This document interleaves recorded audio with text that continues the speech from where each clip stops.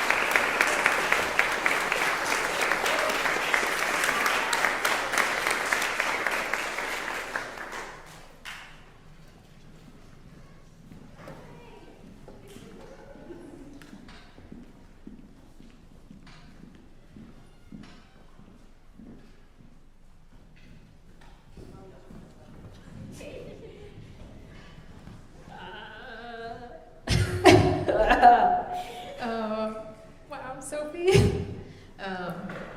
I'm almost a little bit speechless.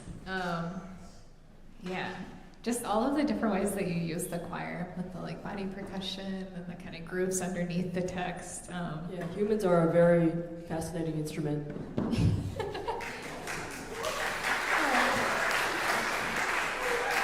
It's actually, I'm glad you said that because while I was listening to it, I was thinking about how much music you perform at Walden that's for you to perform, and it always feels very personal and like I can really hear your voice coming through, and I could definitely hear this even though you're writing for like an enormous number of humans. Yeah, I think that's like the first time I've written a piece that I didn't perform since like my first Walden Forum piece. Yeah. That's so cool.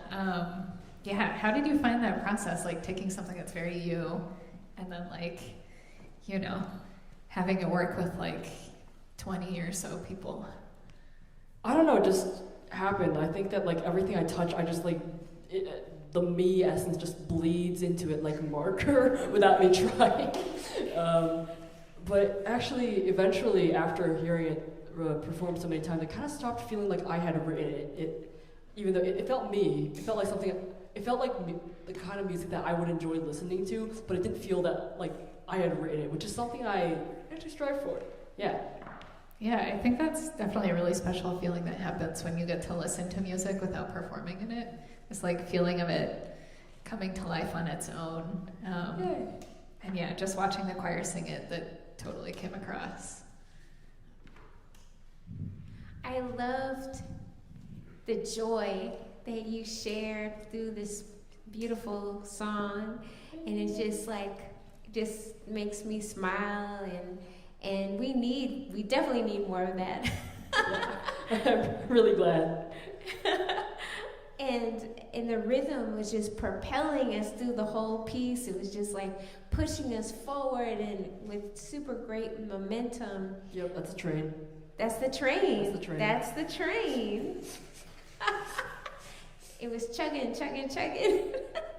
And I like the way you used rhythms, like vocal rhythms, along with the lyrics. Like I heard that going on too, along with the body percussion, and just really, really beautiful piece, really expansive, and just makes so much sunshine. And even in a night like tonight, it felt sunshine. It felt sunshine, really. Yeah. 'Cause it was inspired by late night train rides. Yeah. Maybe it was a train you wanted to be on. Actually, it was kind of a little. The vibes were kind of influenced by a poem I wrote while I was on like a late night train ride, thinking about a bus ride that was in like the bright sunlight. Yeah. See, there was some sunlight in there. It was a Walden bus ride, by the way. So when you come up with these rhythms and you're writing those along with the lyrics, like how do you find ways to organize them? So like, how do you decide what's more important than something else? Like when you're in your compositional design of the piece, what comes first, the groove or the lyrics? I forget this every time. I always forget the order in which I do the lyrics, the melody, the groove. It all just like pours out at once, I think. Yeah. Yeah. Like composition process is just, I would never catch it. It just happens. Yeah. So it's super intuitive for you. Yeah. I'm an intuitive composer. Beautiful. Any questions out there? Ooh, yes. Cecile.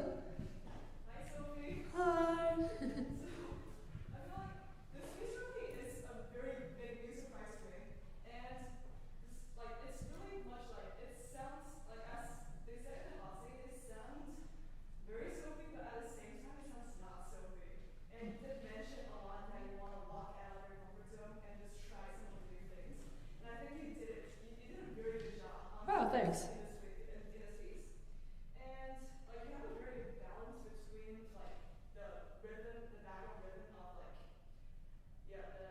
the train and like the actual long sustain, which is so usually do. And also most of the chords you chose are kind of like more of a minor rhythm than the major rhythm that you should usually chose. So I kind of want to ask, maybe this question has been asked in the hot seat before, but I really want to know how you balance like the sense of like background ambience and the fast ones in order to instead of like just like relying on the short notes that you usually do. Like how do your mind shift from like short notes to like what do you think the longer notes? Like what is the importance of longer notes? Importance of longer notes? I guess, how do you approach balance and maybe like the balance between the background and the foreground? I think a large part of that is influenced by music that I like. I've been trying to write some like more like slow-moving melodies lately, influenced by video game music. that has like, you know, like a nice slow moving melody and then like this really, really textureful, fast accompaniment. So yeah, it's influenced by that. And also, I think that balance between the foreground and background, a lot of it was me like begging Kari to tell the chorus to like bring out the melody lines and pull back on the ticka-tickas. Yeah. Thanks, Kari. Another question for Sophie. Mizuki. Always found your groove and harmonies, and I want to point it out in your piece, you gave really an important role on treble and bass, and how do you make a balance again? Like, how do you make a balance between standing out treble and bass part?